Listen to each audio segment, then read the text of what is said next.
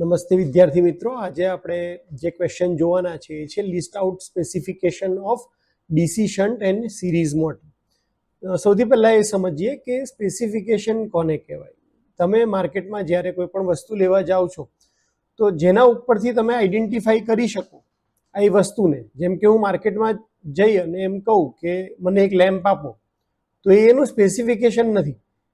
દુકાનદાર મને પૂછશે કે ભાઈ કયા ટાઈપનો લેમ્પ જોઈએ છે, કેટલા વોટેજનો લેમ્પ જોઈએ છે, તો મારે કહેવું પડશે કે ભાઈ વ્હાઇટ લાઇટ આવતી હોય 200 વોટ અથવા 100 વોટનો લેમ્પ હોવો જોઈએ, એમાંથી આટલો લ્યુમન્સ પ્રકાશ આવવો જોઈએ, લક્સ એનો આટલો હોવો જોઈએ, પાવર એનો જે પાવર રિક્વાયરમેન્ટ છે એ આટલી હોવી જોઈએ, સ્પેસ ટુ હાઇટ રેશિયો જે મારે મેન્ટેન કરવાનો છે ઘરે એ આટલો છે, તો એ હિસાબથી મારે લેમ્પ લેવો પડશે.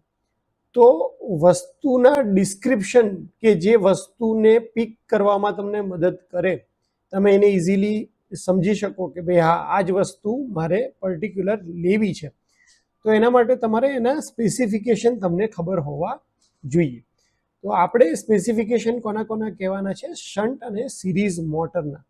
હવે પહેલી વાત એ આવે કે જ્યારે પણ આપણે મોટરની વાત કરતા હોઈએ તો મોટરનો જે આઉટપુટ છે મિકેનિકલ આઉટપુટ છે, અને એટલા માટે એનો જે પાવર હશે એ હંમેશા હોર્સ પાવરમાં હશે.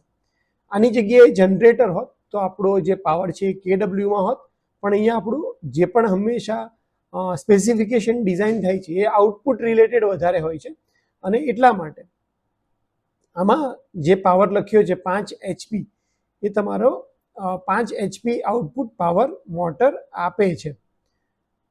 બીજું જે સ્પેસિફિકેશન છે એ છે કે આર્મેચર વોલ્ટેજ, એટલે કે મોટરને કેટલા વોલ્ટેજની જરૂરિયાત પડશે. આ એક સ્પેસિફિકેશન નેમ પ્લેટની ડિટેલ મેં લીધી છે આપણા પ્રેક્ટિકલના લિસ્ટમાંથી જ.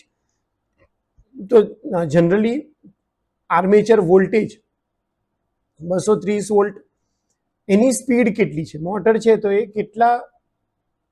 કેટલી સ્પીડ માટે ડિઝાઇન થયેલી છે, તો 1440 RPM.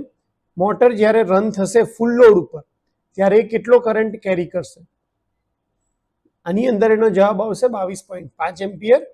અને મોટરનું જે વાઇન્ડિંગ છે એ કઈ રીતે વાઉન્ડ થઈ છે, એટલે કે સિરીઝ મોટર હોય તો એમાં વાઉન્ડમાં લખ્યું હોય સિરીઝ, અને આ મોટર જેની મેં નેમ પ્લેટ લીધી છે એ છે શન્ટ વાઉન્ડ થયેલી, એટલે એની અંદર લખ્યું છે શન્ટ વાઉન્ડ.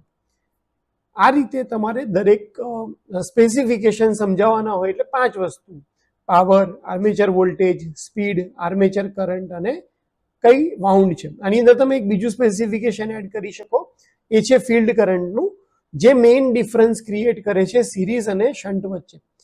જ્યારે શન્ટ વાઉન્ડનો કરંટ શન્ટ ફિલ્ડ કરંટ બહુ જ ઓછો હોય છે, 0.8 એમ્પિયર અથવા 1 એમ્પિયર, એની સામે સિરીઝ મોટર છે એનો જે કરંટ છે ફૂલ લોડ આર્મેચર કરંટ જેટલો જ ફિલ્ડ વાઇન્ડિંગનો કરંટ હોય છે. આ બંનેમાં એ મેજર ડિફરન્સ છે સિરીઝ અને શન્ટમાં, કારણ કે શન્ટ વાઇન્ડિંગમાં ફિલ્ડ કરંટ અલગ છે અને આર્મેચર કરંટ અલગ છે, જ્યારે સિરીઝ વાઇન્ડિંગની અંદર જે ફિલ્ડ કરંટ છે એ તમારો આર્મેચર કરંટ છે, અને એટલા માટે એ એક ડિફરન્સ છે સ્પેસિફિકેશન પોઈન્ટ ઓફ વ્યૂ. તો જો તમને સિરીઝ મોટરના સ્પેસિફિકેશન પૂછાય ત્યારે તમે સિરીઝ અથવા શન્ટ મોટરના, ત્યારે તમે આ વસ્તુ એક્ઝામ્પલ સાથે ડિસ્ક્રાઇબ કરી શકો.